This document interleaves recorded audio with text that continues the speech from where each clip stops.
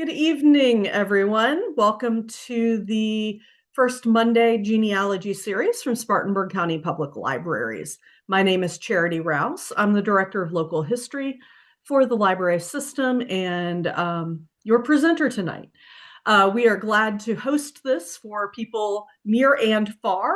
It is being recorded for the library's YouTube channel, Spartanburg County Public Libraries in your YouTube, and you will find it.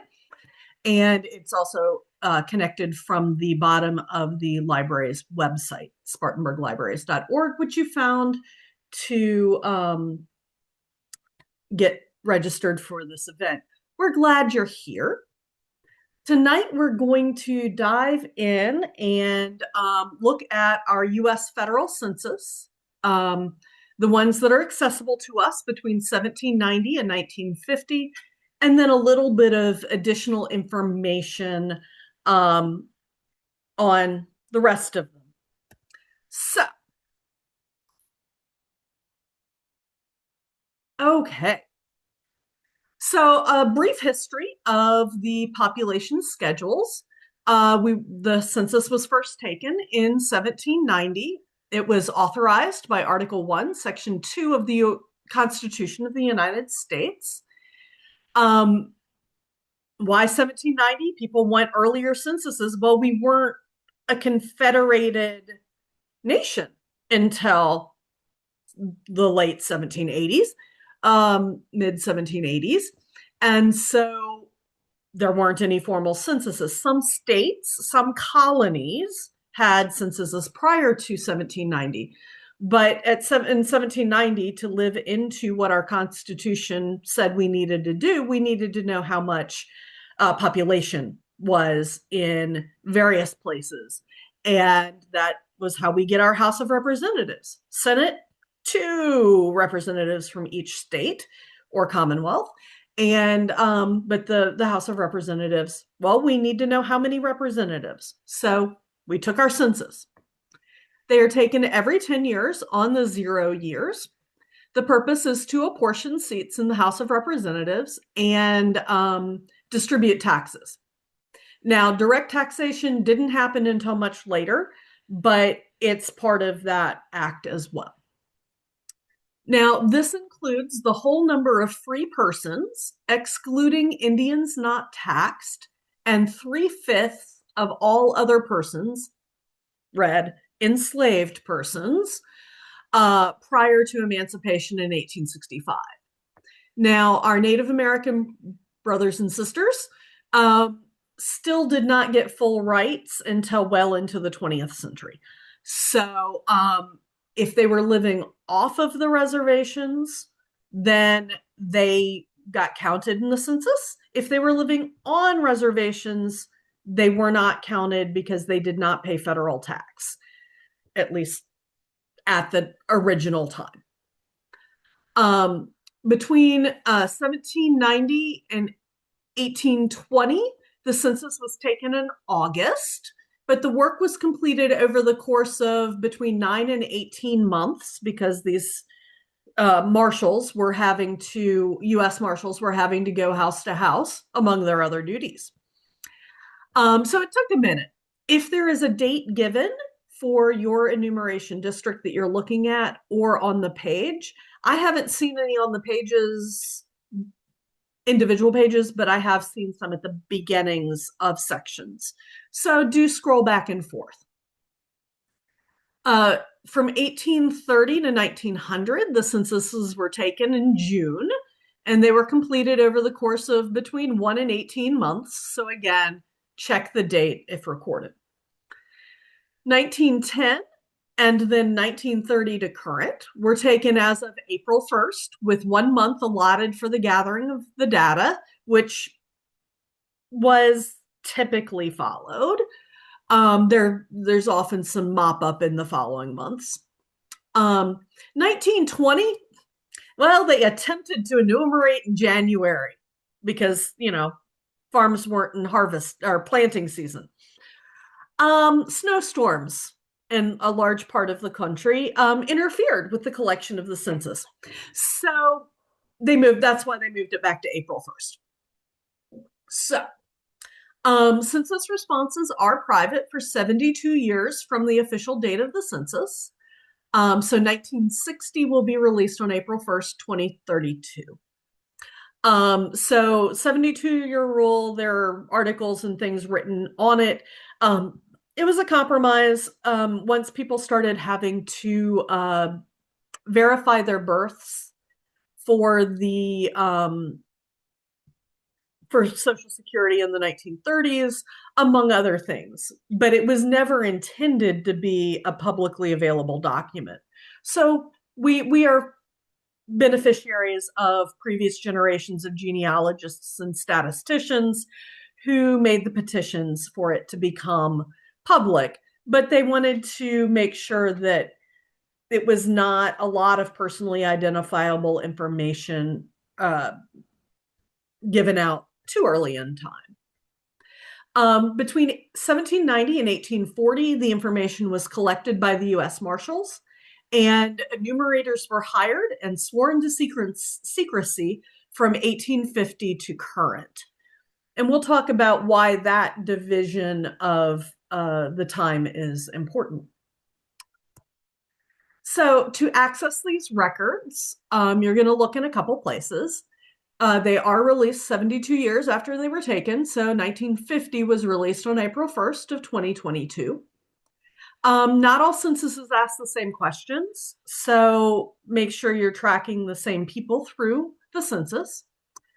Indian censuses for those on reservations were supposed to be taken yearly between 1885 and 1940. They weren't always taken yearly. And then there are other special schedules. I'll refer to some of them, and I'm looking to do a program about the special schedules in the next series next fall or spring. There are special census schedules between 1860 and 1890 for agriculture, mortality, industry, manufacturing. And then there's one for it's called the triple D, the defective, dependent, and delinquent classes. It's fascinating social history, just to be honest. And as I said, hopefully I plan to do a presentation on that next year. They can be found on Ancestry Library Edition or Ancestry Personal Edition, Family Search, Find My Past, My Heritage. The National Archives has them as well. Little less easy to search on some. And then additional resources can be found at stevemorse.org. Stevemorse.org has information about immigration records, Ellis Island, Liberty Island, etc. And also, if you know an enumeration district and need to look at, well, they didn't move, but what enumeration district are they in for the next census? There are finding tools for that. If you're looking up addresses, particularly in big cities, it can really help you narrow down which enumeration district to look at rather than just going through hundreds or thousands of pages of census documents in the city that you think they're in.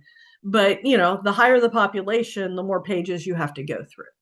Now, just as a quick reminder, if you type in stevemorse.com, you will come to one of my favorite guitar players' websites, Steve Morse of the Steve Morse Band, Dixie Dregs, and Deep Purple.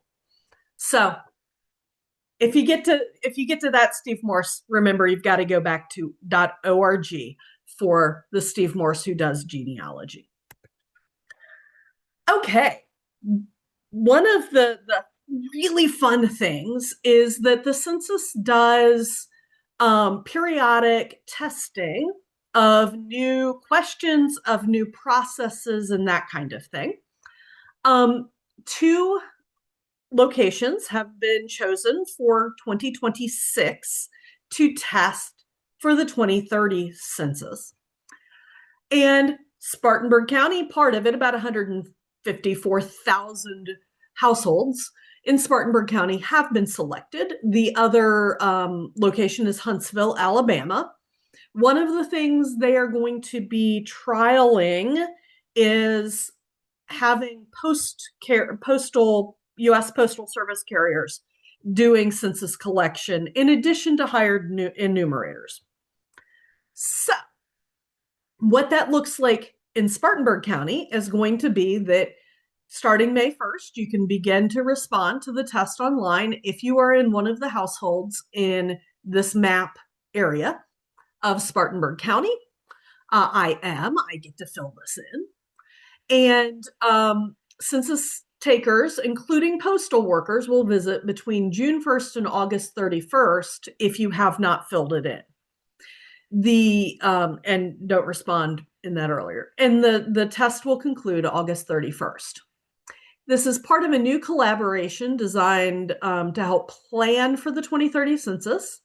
They're looking at the feasibility of using postal workers. So postal workers in Spartanburg, the census response may be collected by a postal worker while they deliver mail. So your normal postal worker, your regular dude or dudette, will come, hey, can I get your information for this census?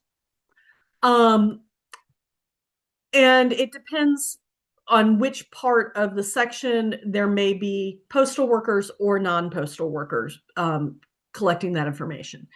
In Huntsville, they will be using postal workers as well as other enumerators, but it will not be on their regular routes during their regular time on the clock. So they're trying to figure out how long this is going to take on their regular shifts or not. So if you have questions about that, take a look at this website, census.gov/2026 TEST. So they are still looking for some census takers outside of the postal workers. So if you're interested in picking up a little bit of money, feel free to throw your hat in the ring on that one.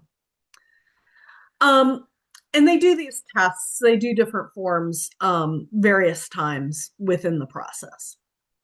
If you are interested in seeing blank census forms that have much more legible column headings than may be available on the scans that you have for your relatives going back in time, here are some websites that do have every year's census information. First is ancestry.com. If you go to their search censuses, there's a place you can choose blank forms, but the address is here if you want to type it in. Census.gov has an entire section in their programs-surveys, Decennial Census, the technical documentation and questionnaires section. And that includes the instructions to the census takers for each of the years. They were supposed to ask certain questions. They were supposed to record the places born in certain ways. Was it state? Was it locality and state? Was it state and country? Was it a division of a foreign country? Those types of things. What races were they allowed to use? For a lot of years, it was white, mulatto, or mixed, and black or colored, depending on the era. Indians come in a little bit later. Chinese, under the Chinese Exclusion Act, get singled out. More recently, there are a lot more options of nativity. So just know you can read all of the instructions you want to read on that census.gov website. And then the National Archives at archives.gov/research/genealogy/charts-forms.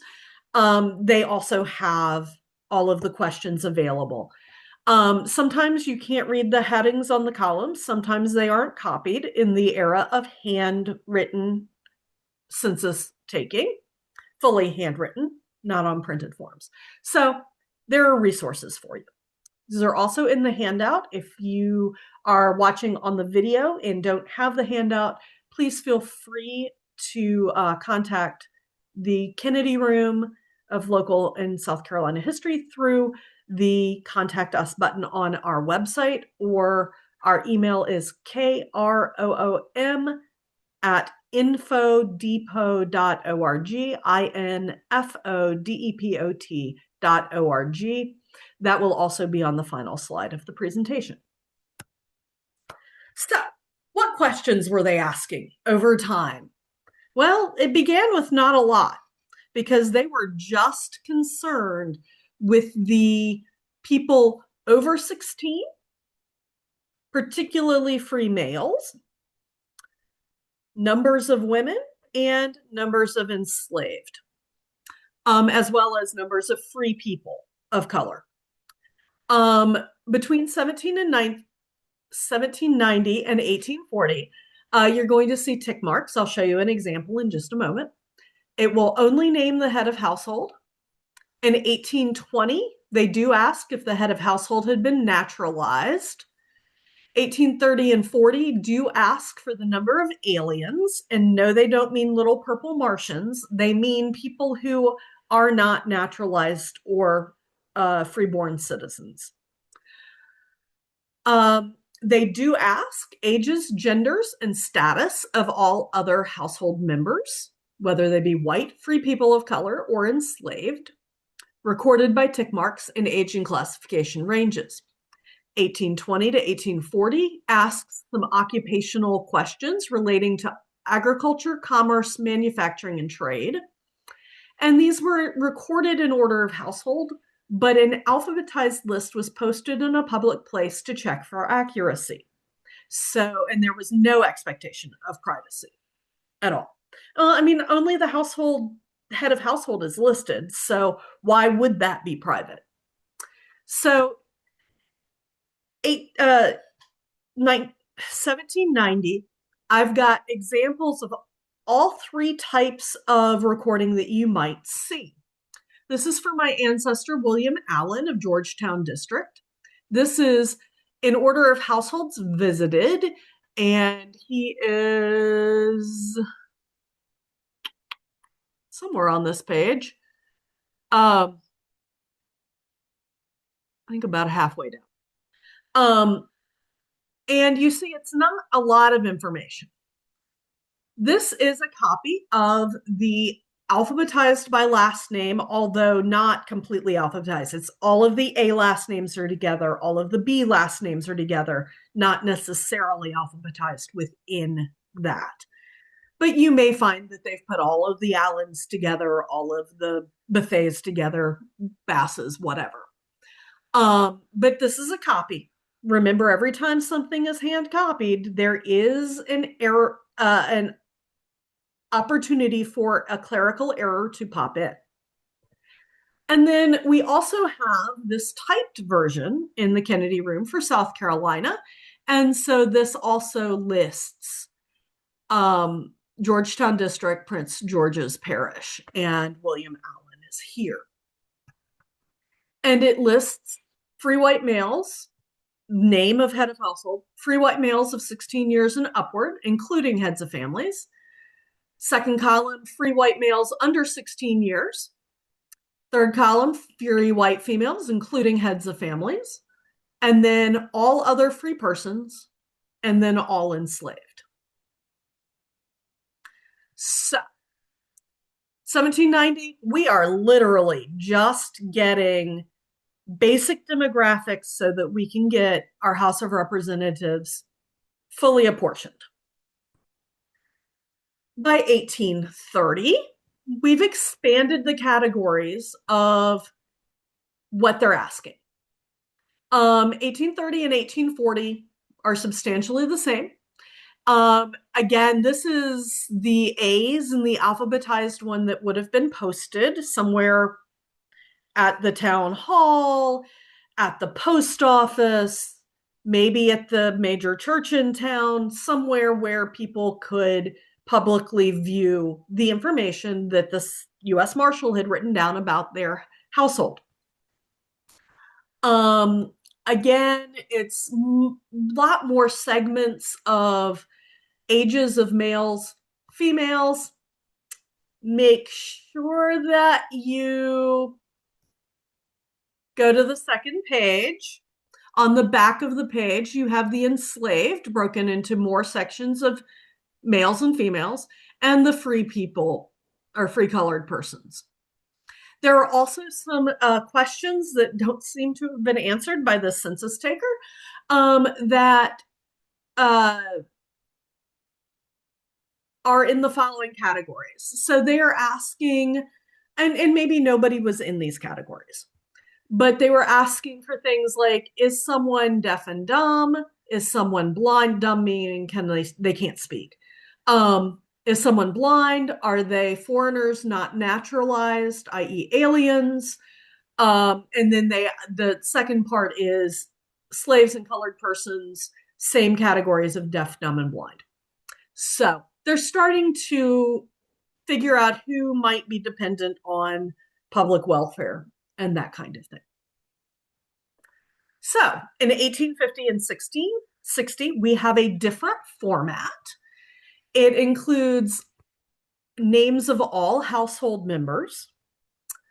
Relationship to the head of household is not stated. It is implied, but people get this wrong if we've got a niece or a nephew living in an aunt or uncle's house, or they're living in the house of their grandparents, or things like that.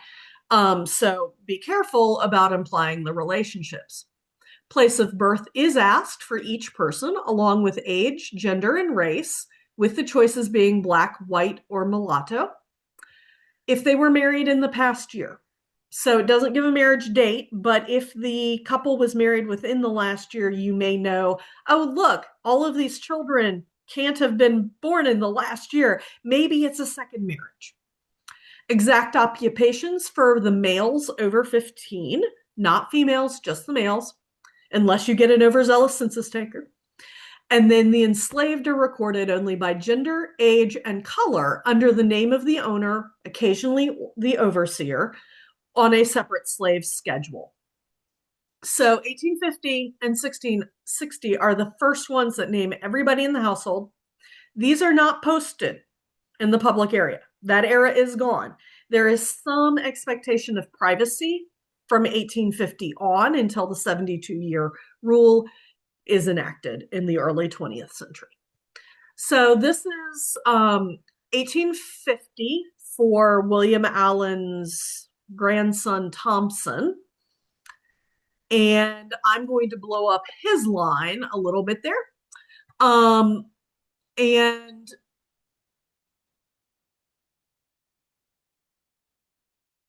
or at least I'm blowing up the top of it.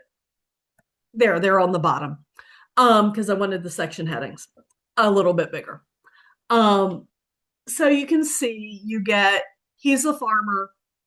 It gives value of property. It gives, they were all born in South Carolina. And then there are questions about attending school and whether they can read and write. It's persons over 20 years of age who cannot read and write, whether deaf, dumb, blind, insane, idiotic, pauper, or convict. So 1850 and 60, they're asking additional questions. On the slave schedules, the slave inhabitants, you will also see Thompson Allen here, and I'm going to blow up the top part of that page. And you see there, Thompson Allen is the owner of a number of enslaved. It gives you how many, of what age, and whether they are female or male, and whether they are black or mulatto. So you can see in his, they're all black. On the right-hand side under James Cox's enslaved, I want to pull your attention to something that can be very helpful. If you know your person was possibly an enslaved person of James Cox, they would have been about 60 years old and male and black and blind. So the demographic question as to whether they are deaf and dumb, uh, blind, insane, or idiotic,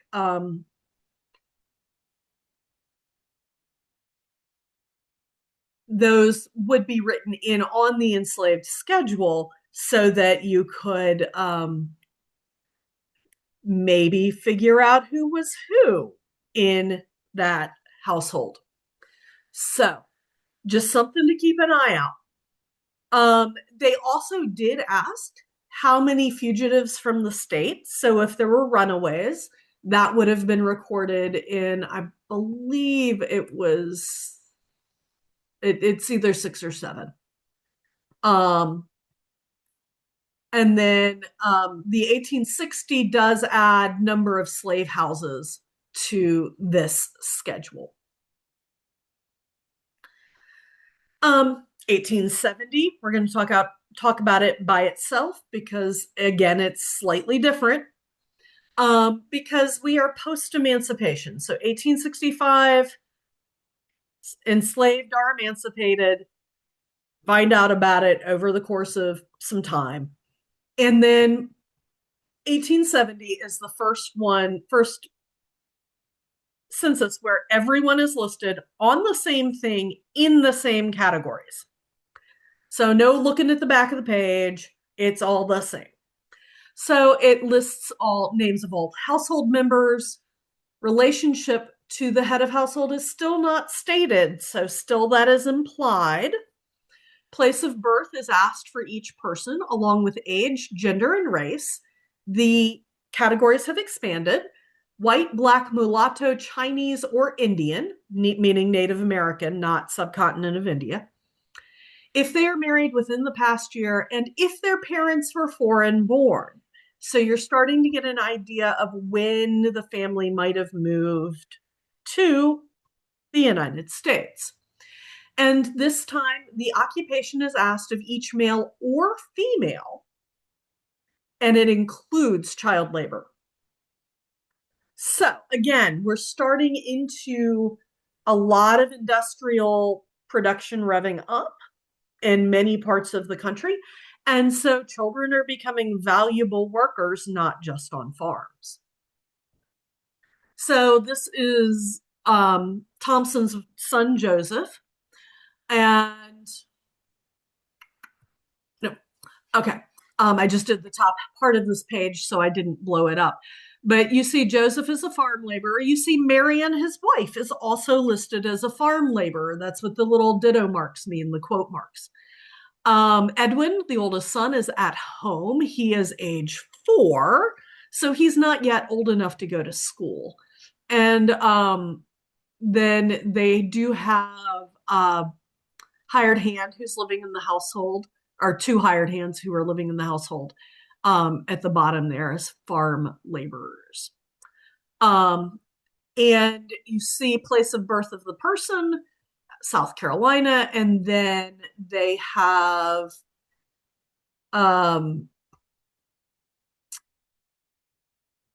value of real estate, value of personal estate, place of birth, if father and mother were foreign born, if born within the year, what month, which is, nope. The youngest is 1 already. If they married within the year, what month, if they attended school within the year, if they cannot read, cannot write, whether they're deaf and dumb, blind, insane, idiotic, pauper, or convict, constitutional relations. So this is our first census after the Civil War. And so they are asking any male citizen 21 or older if they are a person whose rights have been denied to vote on other grounds than rebellion or other crime. So they're asking, are you 21 and up, and are you eligible to vote right now? Because remember 1870, free males, which includes our former enslaved. And so they're trying to get numbers. trying to understand what the demographic makeup of the country is. So, between 1880 and 1950, there are more similarities than differences. So, we're going to look at these. All names are listed with their age, gender, color, and relationship to head of household. Sometimes it's wrong, but most of the time it's correct. Watch the stepchildren closely, because sometimes they get listed under the stepfather's name when they are not actually of that surname. The address of the household is asked. This is often just the name of the road is given. But in larger cities, addresses are really beginning to be used more readily. Place of birth is asked for each person, along with age, gender, and race. Again, white, black, mulatto, Chinese, or Indian, with options expanding over time and definitions becoming more precise. There are 2 pages of country names by the time you get into the 20th century. So, marital status, 1880 and 1890 asked if married in the past year. Others asked age at first marriage or how old they were when married. Birthplace of parents is asked between 1880 and 1930, which can be really helpful in figuring out who's who. And then occupation questions are asked again in 1880, often asking for both occupation and industry. So again, our industrial revolution is ramping up and they're wanting to know more information. We also have a significant amount of immigration coming into the country during this period. So some additional questions that are asked are on immigration and naturalization because of that growth.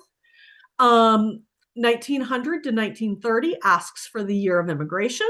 Sometimes they're right, sometimes they're off by a decade, but it gives you a place to start looking. 1890 asks if naturalization papers had been filed, and 1900 to 1950 all ask naturalization questions of some sort. If you want to learn more about that, join me next month. Additional demographic questions begin to be asked, and they vary census to census. Some of them are quite entertaining. 1930 asks if the household owns a radio set. This is the big screen TV of the day. It was the big thing. 1930 census questions were largely already at the printers, before the Black Friday happened in 1929 with the stock market crash. So they were asking questions in 1930 about income and that kind of thing. Many years asked questions about education and school attendance for those who were under 18. All of them ask occupational questions, and by this point it is expected that anyone working is going to have an occupation listed. Income and unemployment questions, how many weeks unemployed in the previous year, 1930, 1940, 1950, all ask that. Military participation begins to be asked at times. Again, education and disabilities continue to be asked about. So let's look at a couple. This is the 1880 census.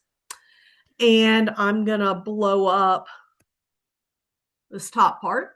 You can see we're getting more questions as we go across the page. You get household visited, number of household. You get the names, you get ages,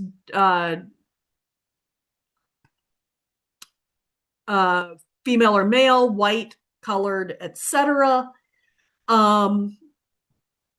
Number of months unemployed during the census year, some health questions, education questions, nativity question for each person and their parents.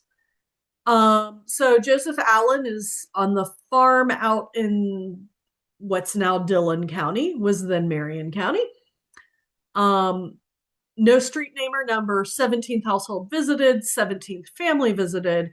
He is white male, 36, married, farmer, 4 months unemployed during the year, born in South Carolina, parents both born in South Carolina.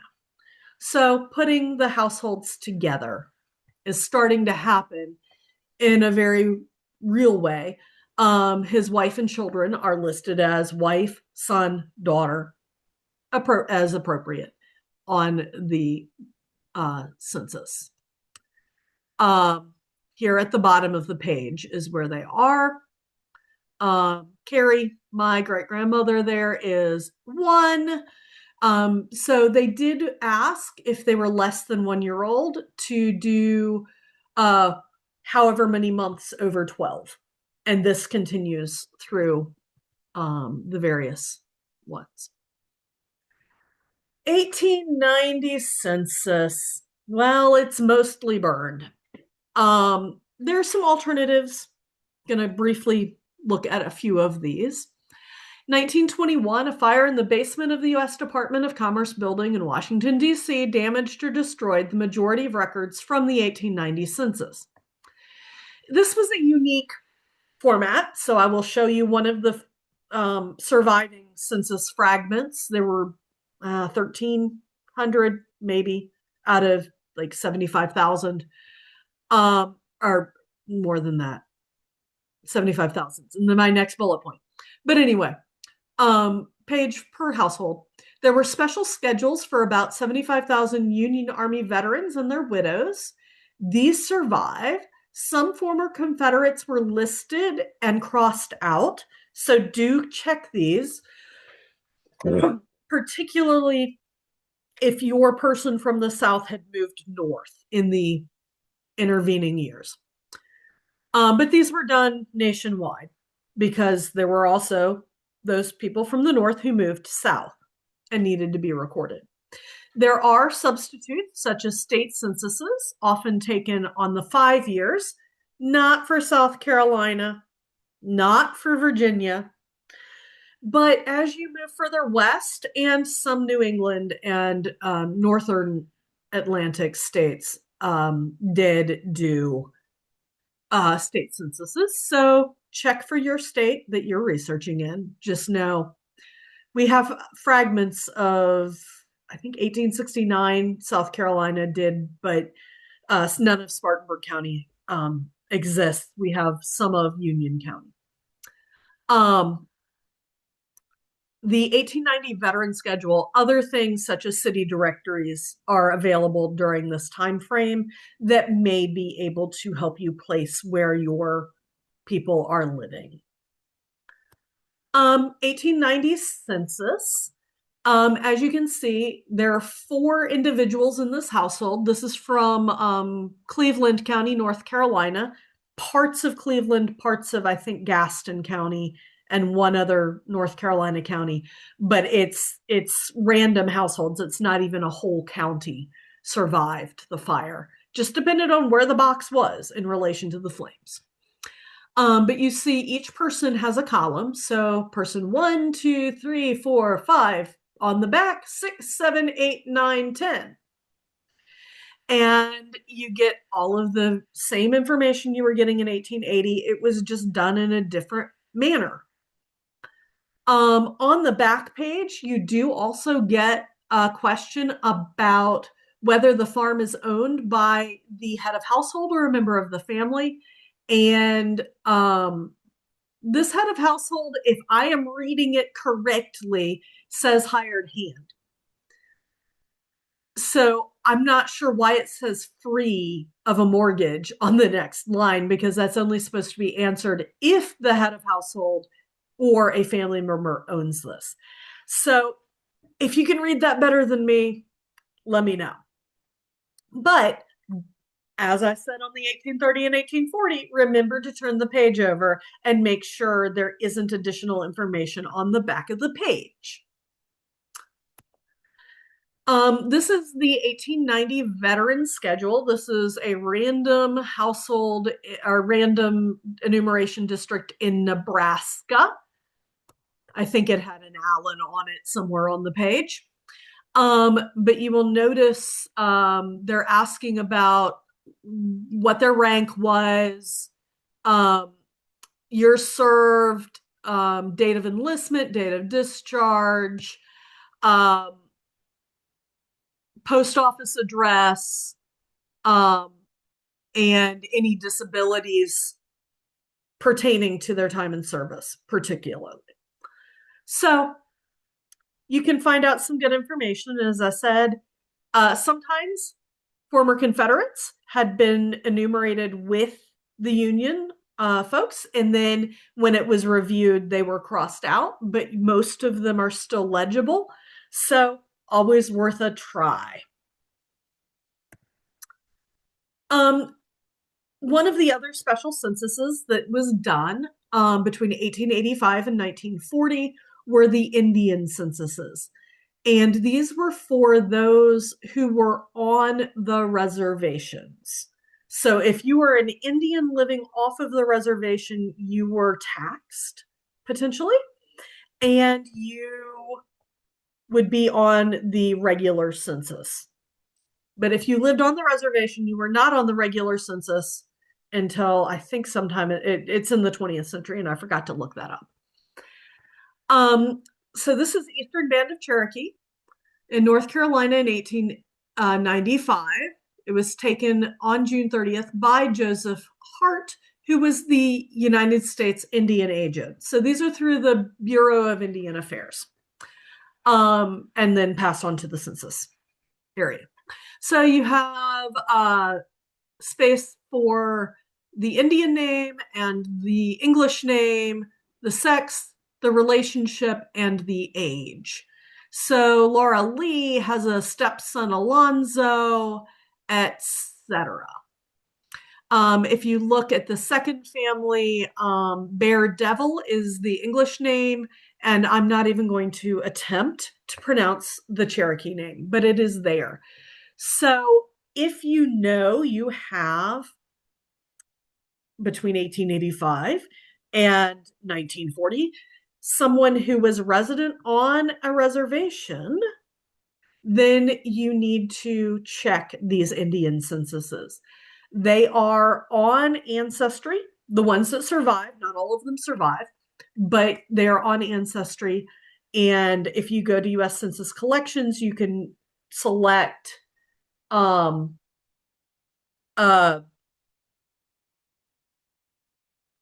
Indian census, and you can get into that.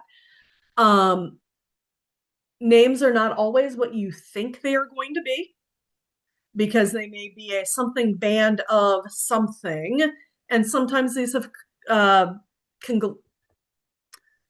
sometimes have merged. So look in the region that you expect them to be. Remember, Trail of Tears mixed up some of the traditional enemies into similar and same areas. So it can be helpful. So 1910, you get a big form, and it has the road, the house number, the household number visited, family number visited, the name of each person living at this residence as of April 15th. So all of them are April, not all of them are April 1st. Relationship to head of household, personal description, sex, color, age at last birthday, whether they are single, married, widowed, divorced. If they are married, number of years of present marriage.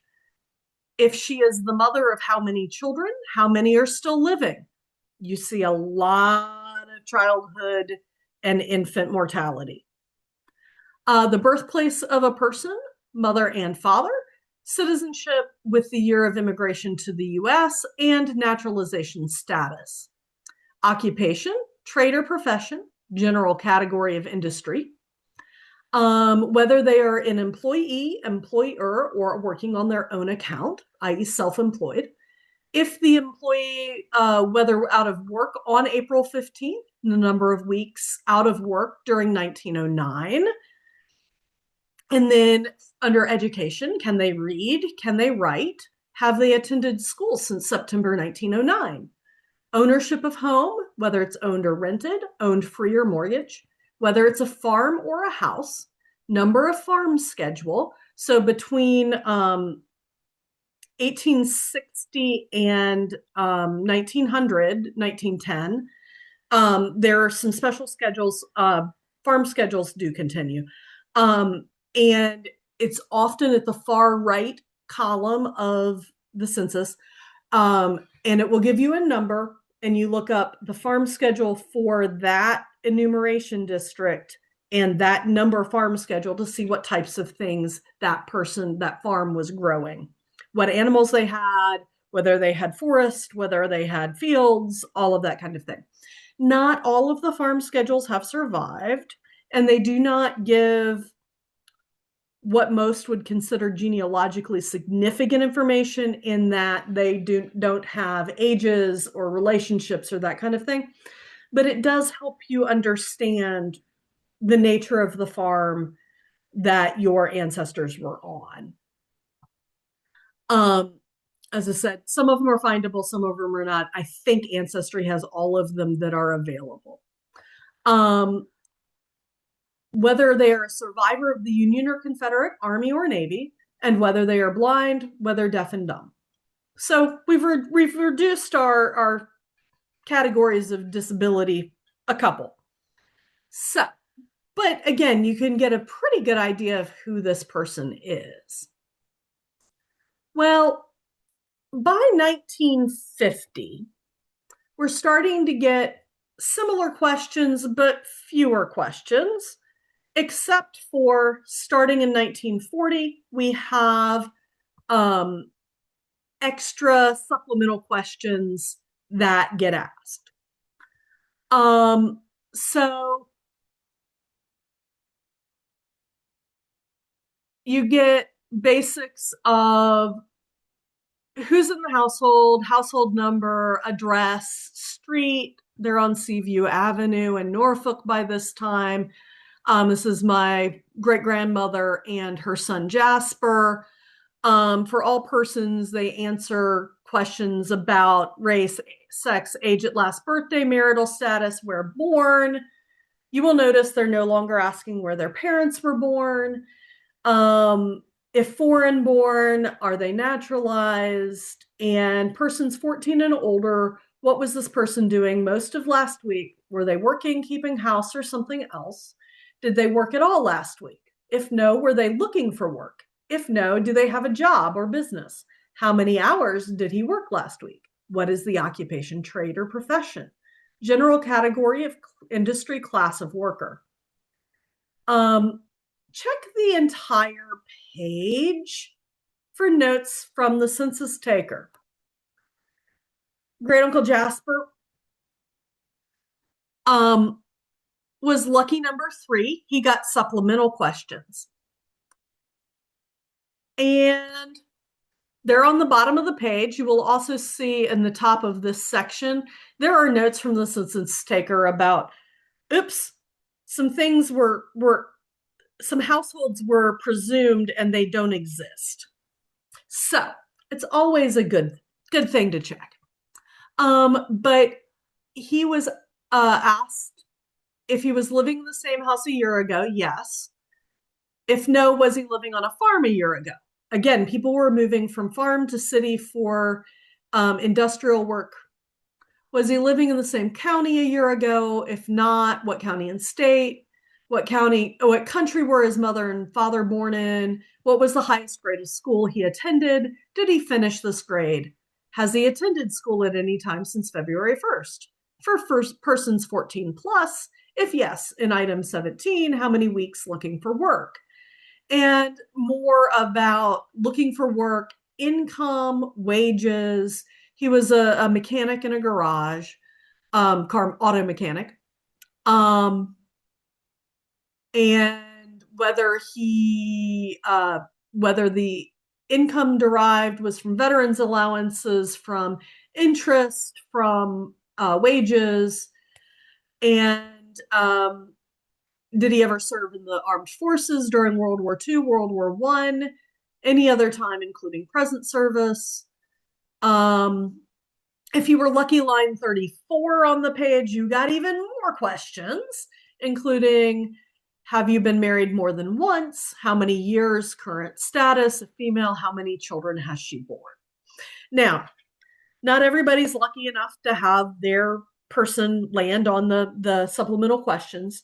In fact, I've had a couple family members who were children land on the supplemental questions, which meant there were no answers because they were two. So it just, or few answers because they were two. So it just depends. So, oops, that's the line that I was reading for Uncle Jasper. And of course, this only tells us US for the parents, which is not terribly helpful. We're a pretty big country. So these supplemental questions grew, and there have been these supplemental questions through the 20th century between 1950 and 2000. And then in 1990 and 2000, there was actually a long form sent to 17% of households with additional questions. So they may have gotten a long form. They, I think, should still be on the short form on the regular census. Don't quote me on that. I am recorded on both of those censuses. I answered the 2000 census. Census taker came and knocked on my door. I had just moved in. And so anyway, but there were long form questions. Well, after the 2000 census, the Census Department decided that they needed more than once every 10 years information. Things were growing too fast. We have computers, we have better ways of tabulating all of this stuff. So the American Community Survey began. And this is the former long form questions plus other household demographic information.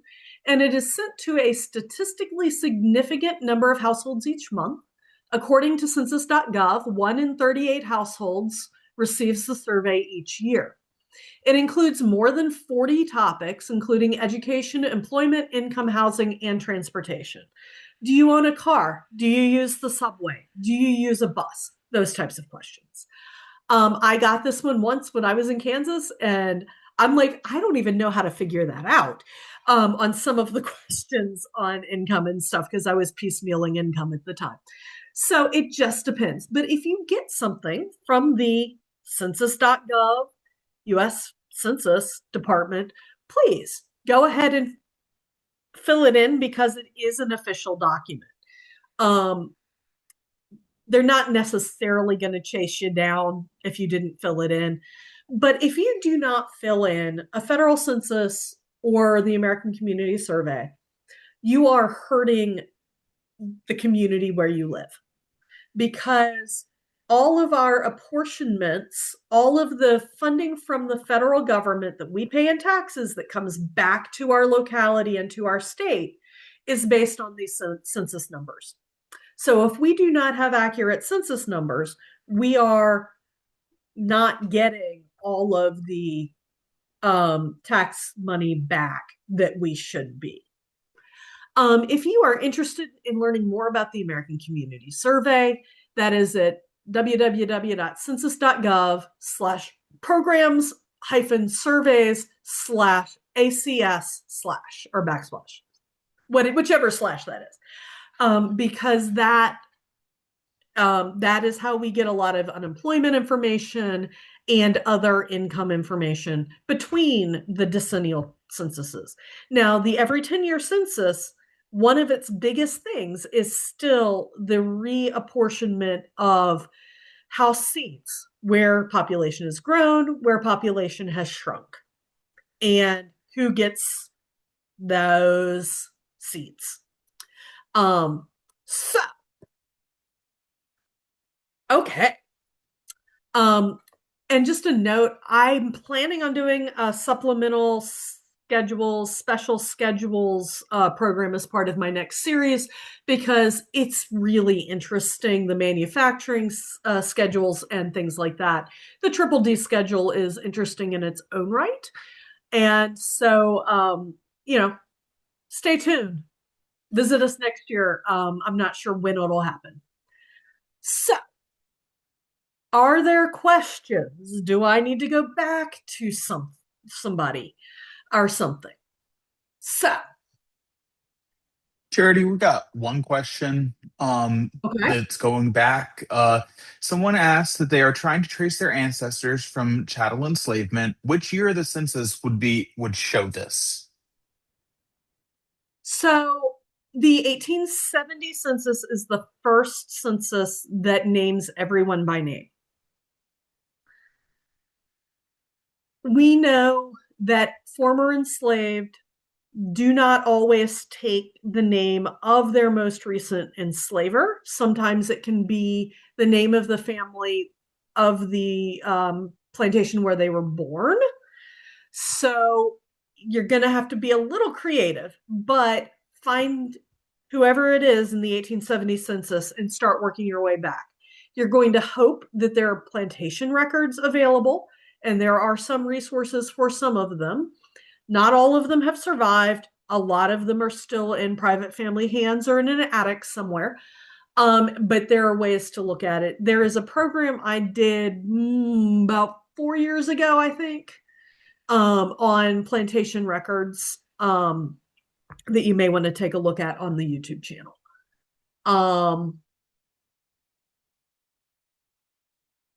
Awesome. Okay. I'm going down the thing here. So what records are available before 1790?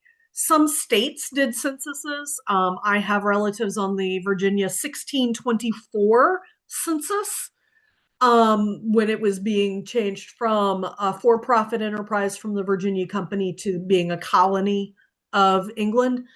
You're going to want to look at local tax records potentially.